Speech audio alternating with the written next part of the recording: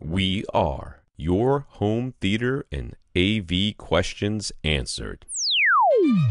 This is AVRant. Want your home theater or AV question answered by Tom and Rob? Send it to question@avrant.com. Jeff B.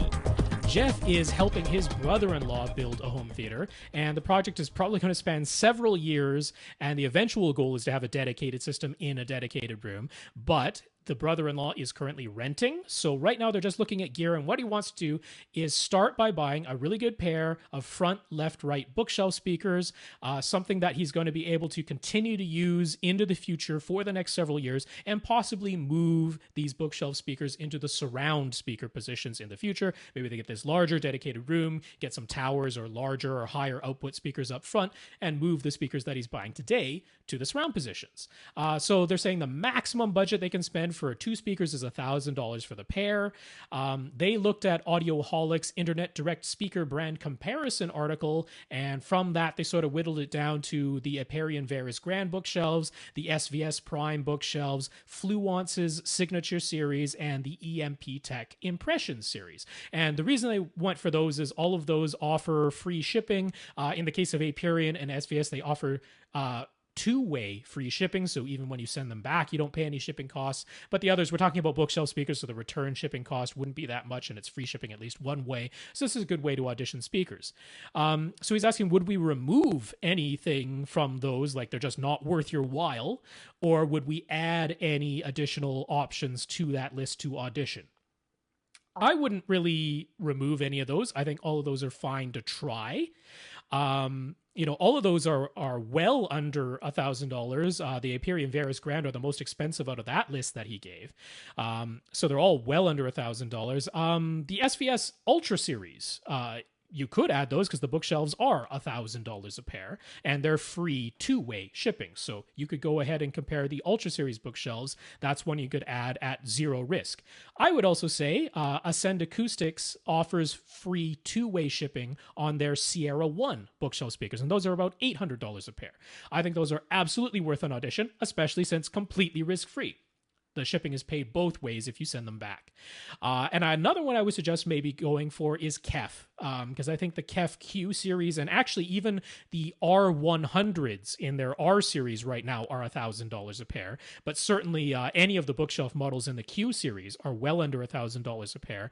And you can get them with free shipping to you, not free shipping back, but free shipping to you from KEF Direct. So I would absolutely try those out. KEF is often a very good choice. So those are totally worth an audition. You'd only have to pay the return shipping. Now, one thing, he's saying this is possibly going to span into the future. They're not 100% certain what the future room is going to be. I like to choose a brand that I know has a wide variety of speaker types, including on walls, in ceilings, so that no matter what I want to do in the future, they'll offer speakers that I know are going to timbre match and nicely flesh out my system. So KEF is a fantastic choice for that. Ascend is also a good choice for that, as far as they're going to have their on-wall. They're going to be calling them Sierra Lunas. So that was formerly the Sierra Sat or Sierra Satellite, but they're going to call them the Sierra Luna, so they'll have an on-wall option. Ascend does not offer in-wall speakers or in-ceiling speakers, but David Fabricant has often recommended Sonance as a brand that matches well with their speakers. So those two options are great. Aperion also a great option in that sense. They have models that can go on the wall or in ceiling. So SVS, they don't offer in wall or on wall, but they do have like their Prime Elevation speakers, which are a great on-wall solution or on-ceiling solution.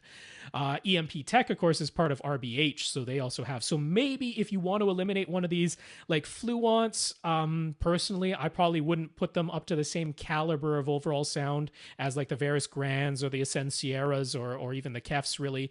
So if you want to eliminate one option from there, I would probably maybe drop Fluence off of there. They don't have quite the same breadth, and One thing with Fluence is from series to series, they don't timbre match. So like if you get one series of Fluence speaker and then a different series of Fluence speaker, they don't timbre match each other, even though they're technically the same brand, the same overall umbrella brand. So that might be the one I would drop, and then add the Ultra series from SVS, the Ascend Sierra series, and Kef. So that would do that. Then he also asks, is eventually moving what these bookshelf speakers that they're using as mains right now to the surround positions in the future a logical course of action? Absolutely. That is a perfectly logical way to approach this. So yeah, that sounds like a good plan to me.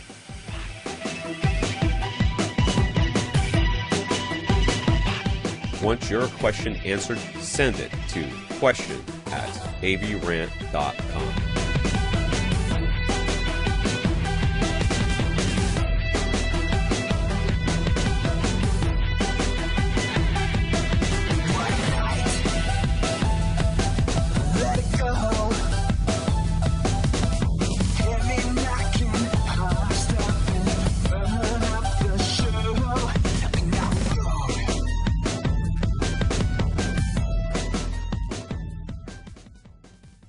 This is AVRant. Now go out and listen to something.